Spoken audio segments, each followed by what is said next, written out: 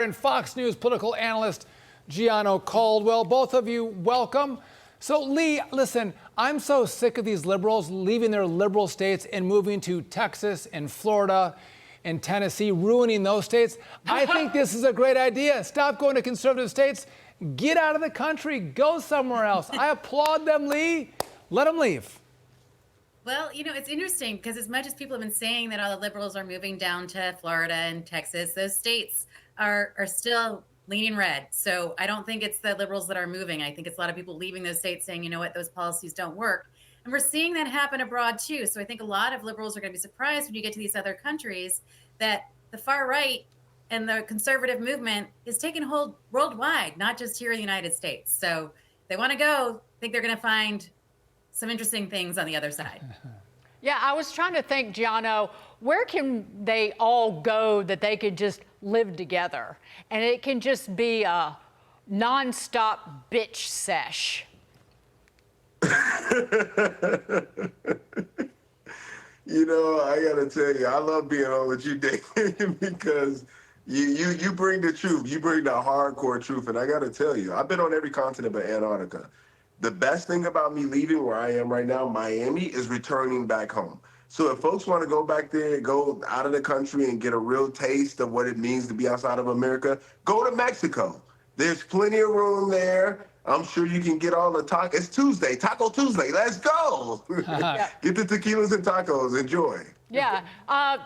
Yeah, exactly. There's cartels, and you will probably get kidnapped for a ransom, but have fun. Pick a place like LA. Go. You want garbage, you got homelessness, you got drugs, you got all kinds of things you can find in a liberal city, but find a different country. All right, Miami-Dade went Trump, by the way. All right, let's go to this. Chicago Mayor Brandon Johnson has now resorted to calling Trump's policies, quote, anti-black families. Take a listen to this, you guys. Let's be very clear. The president-elect, former President Trump, his threat is not just towards new arrivals and undocumented families. His threats are also against black families. He has a vision to destroy public education.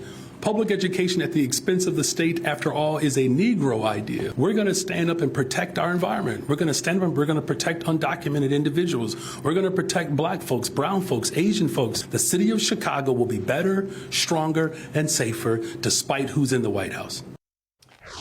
Gianno, I want to give this to you. Obviously, Chicago is meaningful for your family. Just respond to the mayor saying that Trump's a threat to black families and coming from the Chicago mayor.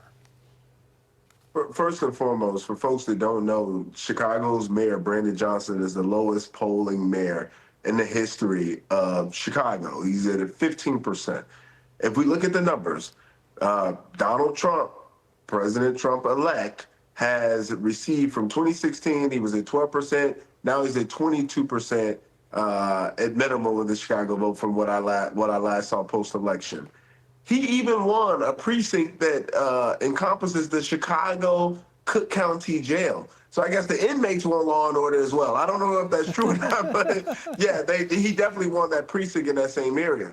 This is a mayor who people do not trust. We know for a fact that many of the Chicago voters there, local residents, African-American, want the migrants out of the city because they've been usurping the resources from residents who've been begging for these resources for years. Not only that, Chicago is almost last when it comes to public education, and Illinois is the same. We got to keep in mind that these aren't folks who have done well for black residents. These are folks who have done terrible for black residents, and that's why people voted for Donald Trump.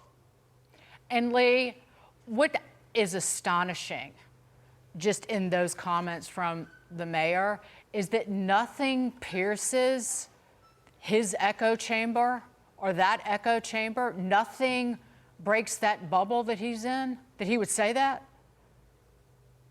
He believes that. And it is, you know, he's been fed the talking points of the left. And when you look at the stats, I mean, he's the last person that I'd be taking policy advice from. You know, he's got 7.6% increase in violent crime just in the last year, a 21% increase in robberies in his town, a 21% increase. When you look at, they have the highest unemployment rates among the country. And on top of all that, he's got the most segregated city in the United States, according to the Southside Weekly. So I'm That's not right. sure that he's the person that should be telling us what to do and what works and what doesn't work. All right, let's real quick go to this because Mark Cuban was caught deleting his pro-Kamala Harris posts on X.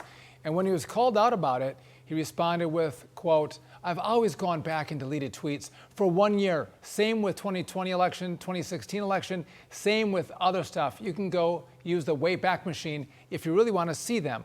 So, Gianno, what do you think?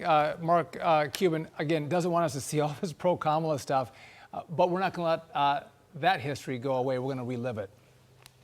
Well, I'm going to tell you, I got a chance to meet Mark Cuban at Fox News Channel just a couple weeks ago, and I took a photo with him. I wish I would have sent it in for the segment. But good on Mark Cuban, when you find out that all these celebrities got millions of dollars and you didn't get anything for your Kamala Harris support, I mean, I would delete all those too. So Mark Cuban, I'm sending this clip to you later. I got to tell you, delete away and work with the new administration, Donald Trump, so we can make America great, even greater than it's ever been before. No, he's trying to get Rachel Maddow's job, clearly. Lee and Gianno, thank you.